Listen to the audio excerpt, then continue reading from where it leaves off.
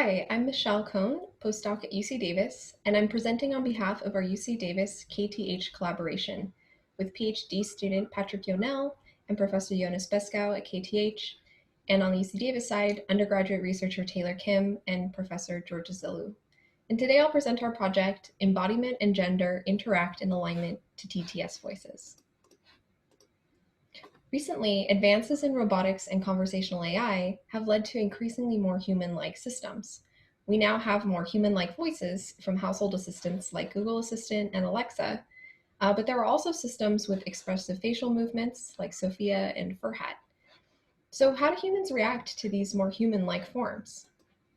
The Computers Are Social Actors, or CASA framework would predict that we would engage with these systems like people. CASA proposes that humans apply social behavior norms from human-human interaction to their interactions with technology when they detect a cue of humanity in the system.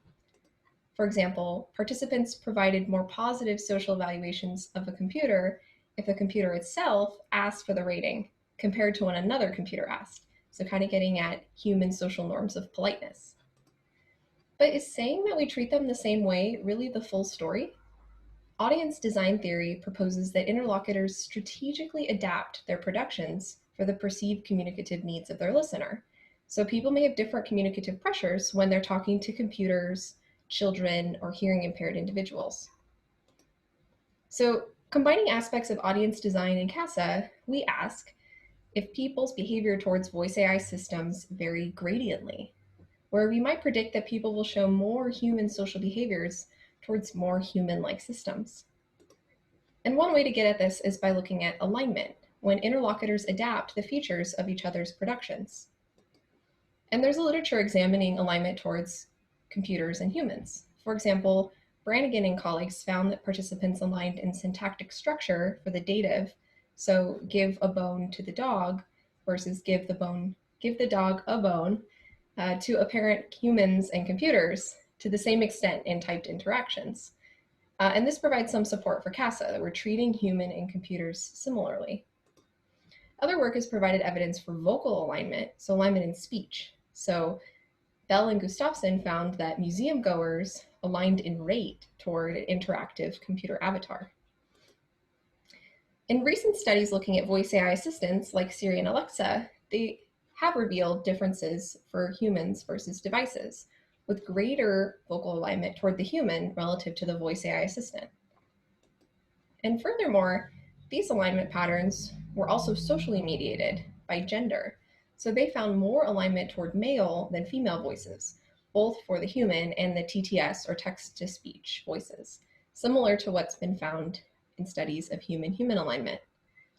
And this is in line with communication accommodation theory, or CAT, that social factors shape this alignment.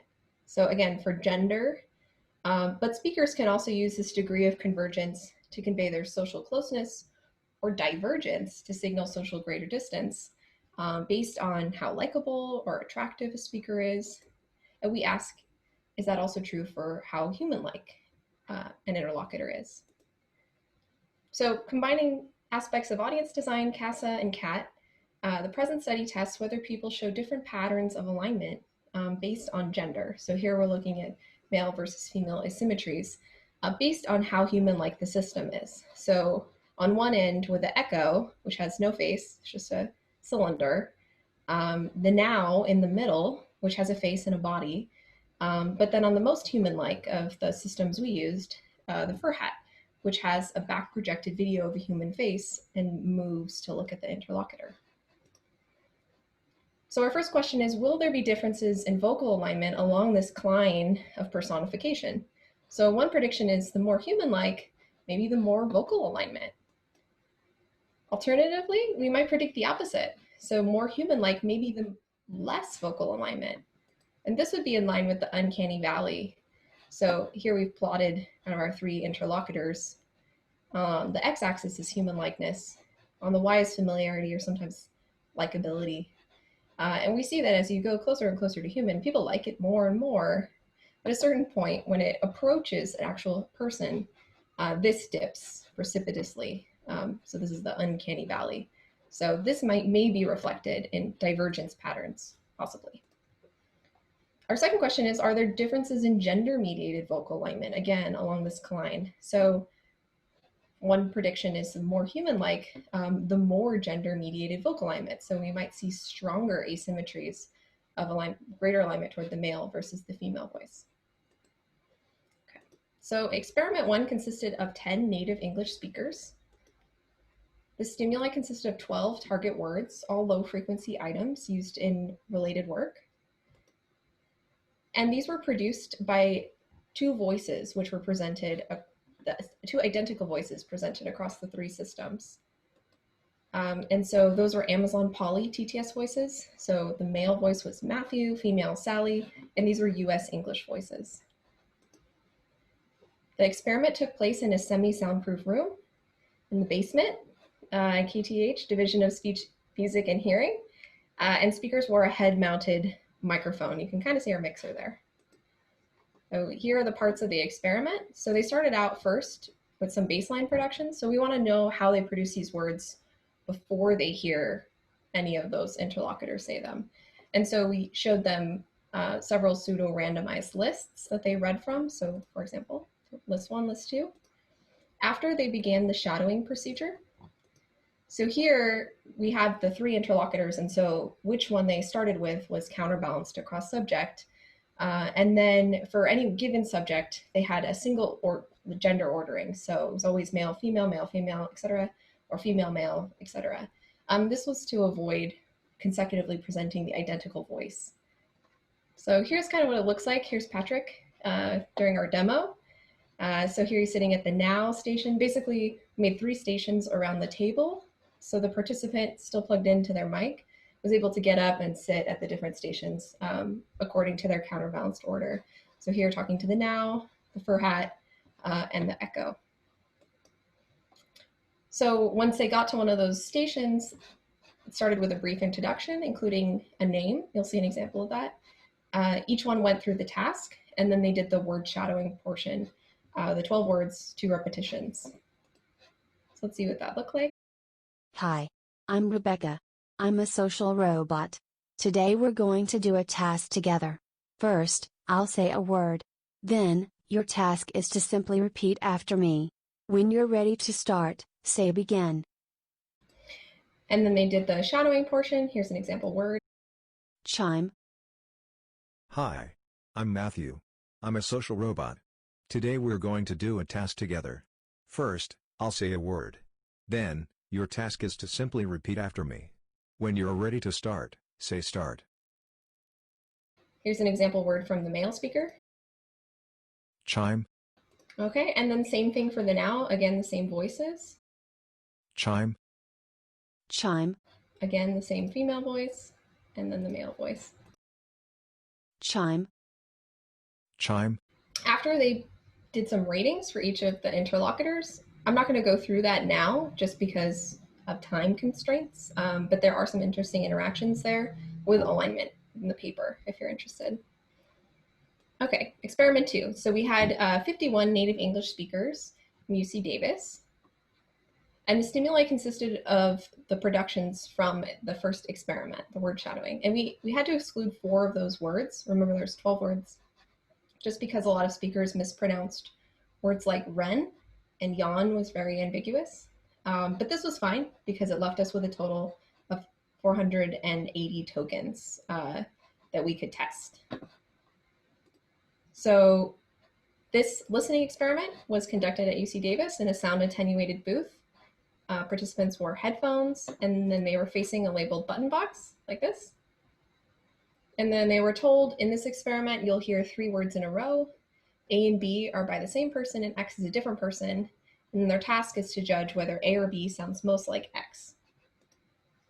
On the back end, A and B are the same speakers, but one is the pre-exposure, so when we collected that baseline production before the shadowing, and then one is the way they produced chime after they heard it produced by fur hat. The idea being this post-exposure, if alignment is occurring, will sound more similar to the fur hat.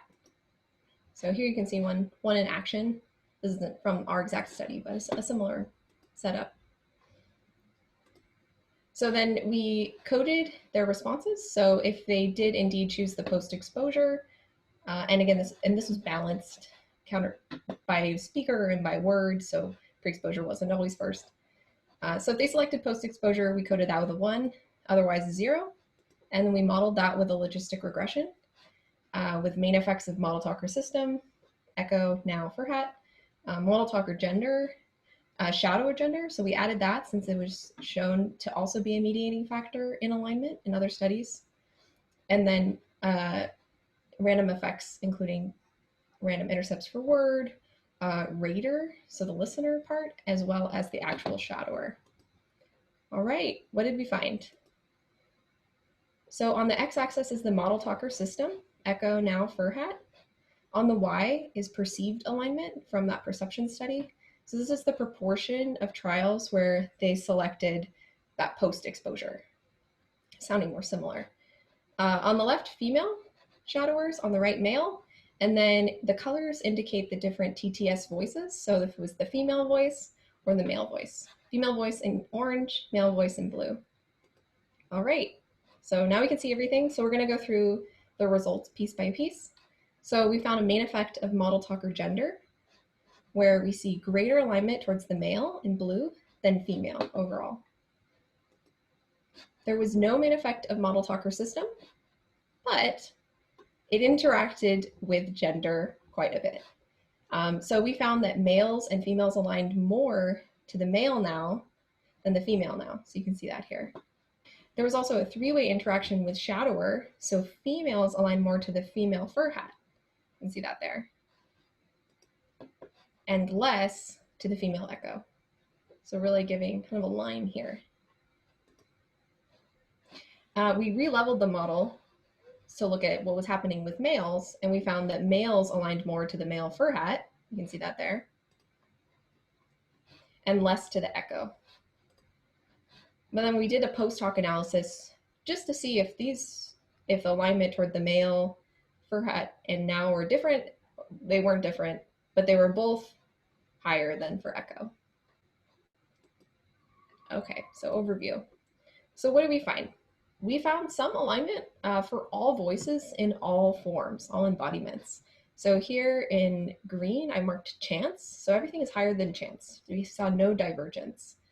That we see alignment is in line with other studies of isolated word shadowing for Siri and Alexa in our lab.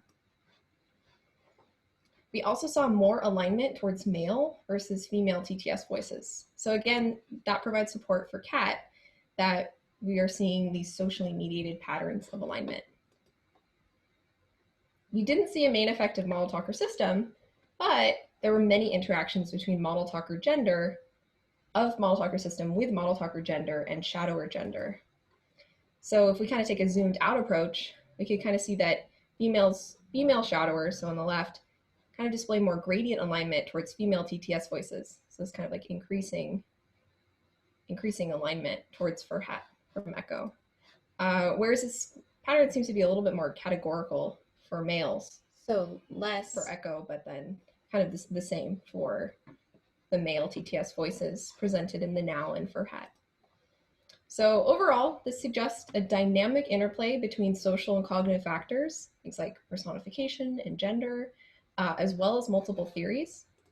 And it leaves many avenues for future work to probe these interactions. So you could have a more or less competent interlocutor that could kind of get at audience design a little more. Of course, more types of voices, more voices would be great. And other social categories can also further test how these factors interact. So thank you to our KTH UC Davis team, seen here. Thank you also to Furhat Robotics for loaning us a Furhat for a week.